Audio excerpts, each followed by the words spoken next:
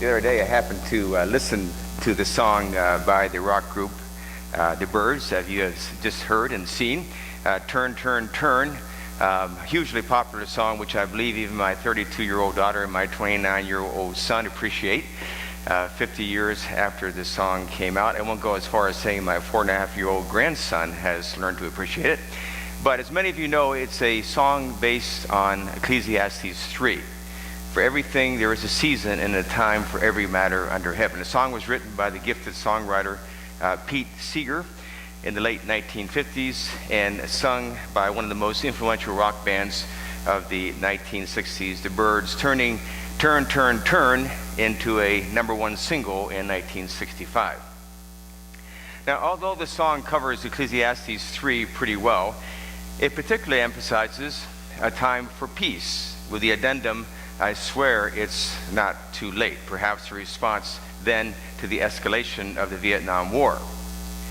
It would be difficult to cover the whole territory of this passage in one Sunday, so we will concentrate today on a time to be born and a time to die, in the general mood of these legendary verses of the Bible.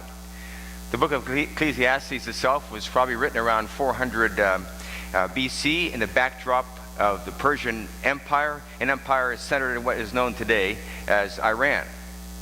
The writer seems to have a full grasp of the inconsistencies and the irregularities and the contradictions of life, along with the bitter disappointments and heartbreaks that go along with the normal part of living. Evidence in his lament in verse 9, what profit does a worker have in all his toil? One of the lessons that comes out of Ecclesiastes is that we don't live in a world in which we can control, but we do have control over the quality of our relationships with God and the quality of our relationships with others. So therefore, you have in the book's 3rd chapter a summary of the complexity of life, written poetically and gracefully, that in its own way helps make sense of a rapidly changing world. As Microsoft CEO Brad Smith said just last week, we're living in a time where there's a turning point every month.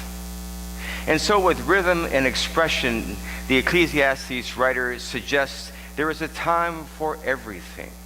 So therefore, a good part of the quality of life depends on yours and my timing.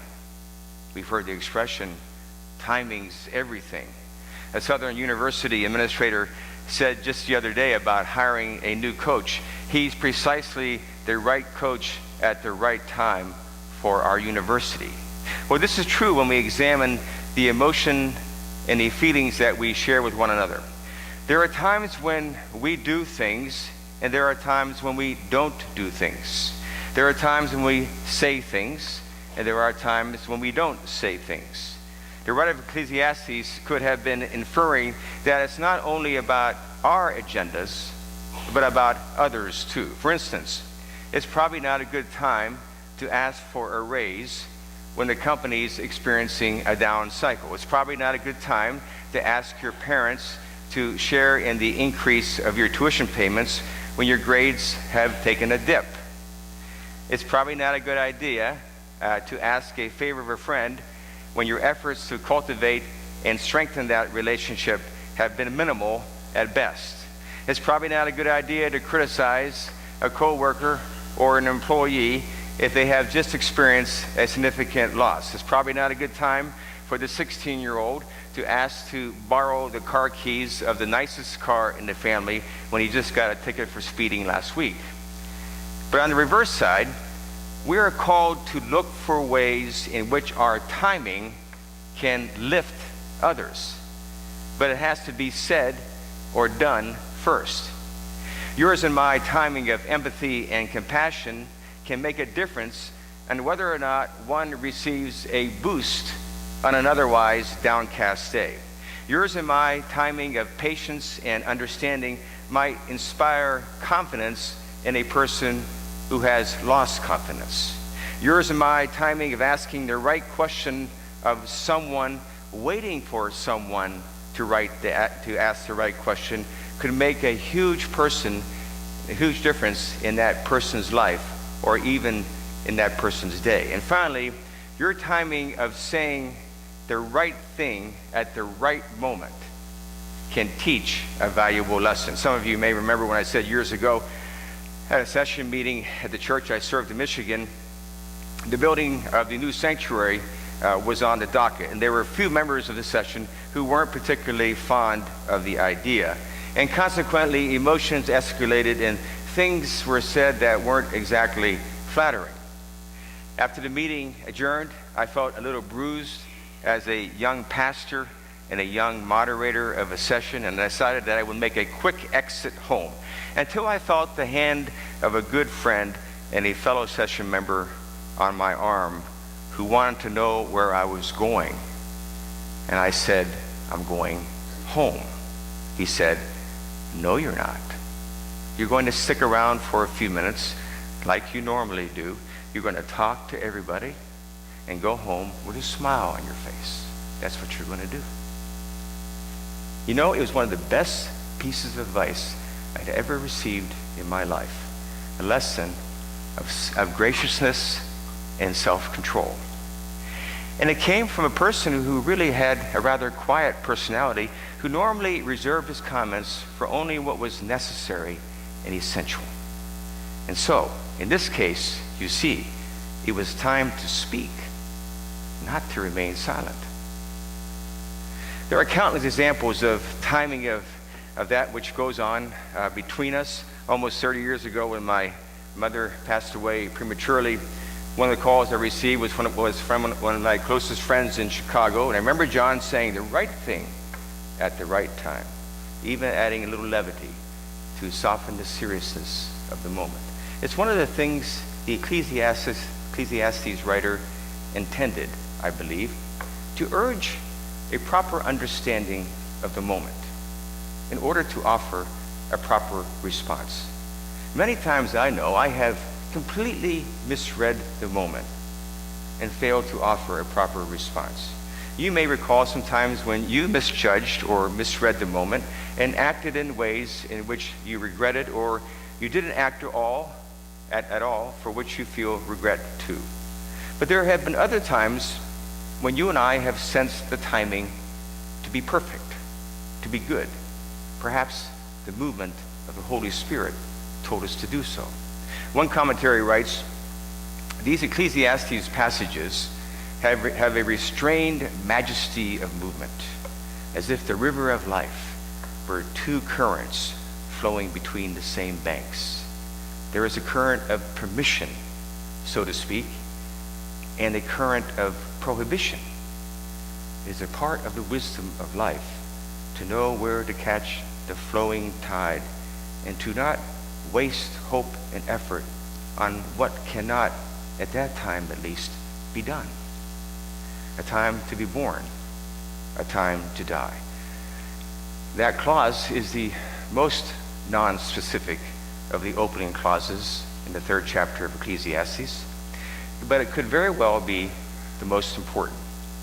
As Christians, we know our ultimate destiny is to finally be with our Lord after we perish here on earth. As Paul said in 2 Corinthians, the last enemy that will be abolished is death. The last enemy to be abolished is death, meaning that death does not have the final say, but the resurrection has the final word. That's what the message was yesterday when we buried Chet Unruh, and that's what the message will be tomorrow morning when we bury Gene Peterson, both longtime members who have kept the faith and have lived a life of faithfulness. And so with this great hope that we share, we take the beauty of our birth and we transform it into the beauty of life, knowing that our final destination is beyond the grave, and therefore we live life victoriously. That is the Christian's understanding of the verse, a time to be born and a time to die. But the writer of Ecclesiastes, living in the context and in the conditions of his time, he perhaps saw it in a different way, only because there were persecution and tribulation going on around him, and perhaps he was attempting to find some solace in ways that one could live graciously and gently in a world that didn't behave so graciously and gently. So in between these two bookends of life and death, one must never capitulate to self-defeating fears, and instead defeat those fears in order to enrich one's life beyond what was ever thought to be imaginable. There are modern day illustrations of this everywhere. The Washington Post reported recently about a 92-year-old man named Henry Fletcher, who has a tattoo on his forearm with the numbers 177153, which became his only identification while held at the Nazi Ruckhammer concentration camp in German-occupied Poland during World War II, one of the 6 concentration camps he was in. It was asked of him, "How were you able to be so strong to survive such a hellish experience when so many of us live privileged, easy lives and still come apart at the seams?" Fletcher responded, "Most people are never happy and complain too much. It's too hot, it's too cold. But life is beautiful. No need to complain so much. I think my outlook on life is different than most people before and after the Holocaust. I've always had a love for life." One asked, how did he ever manage to survive such horror? Fletcher wrote, "Every day you think of living. We are born to die, but I appreciate life. I always say, yesterday is history, today's reality, tomorrow's a dream. For everything there is a season, and a time for every matter under heaven, a time to be born and a time to die." Former NBA star Bill Walton came to this conclusion when, after he underwent a long operation to repair his spine. The Wall Street Journal reported that his years in the NBA had taken their toll and that his spine had collapsed and that he lived in so much pain, enough that he literally lived on the floor of his San Diego home and considered taking his own life. But his wife, his surgeon, in a song called "Standing on the Moon" by the Grateful Dead, he said, saved his life. The ballad went like this: "Standing on the moon, but I would rather be with you somewhere in San Francisco on a back porch in July, just looking up to heaven at the crescent in the sky." Mr. Walton said the lyrics had new meaning for him. Standing on the moon was no longer about me coping with being far from the action. Now it's me standing on top of the mountain, arms raised in triumph. Another way, the Christian in her understanding of a time to be born and a time to die sees life as this glorious expansion between birth and death, with our arms raised in triumph because of the resurrection, never fearful of the challenges and conditions that come our way, and confident that life, even with its heartbreaks and with its inconsistencies, still remains beautiful in the relationships and renewal of our lives every day. The 92-year-old concentration camp survivor, Henry Fletcher, what did he say? "The only habit that stayed with me," he said, "during my years in those concentration camps, the only habit that stayed with me was the desire to live." Yes, there is a time to be born. Yes, there is a time to die. But there is so much time to live. For this is the day the Lord hath made. Let us be glad and rejoice in it. Amen.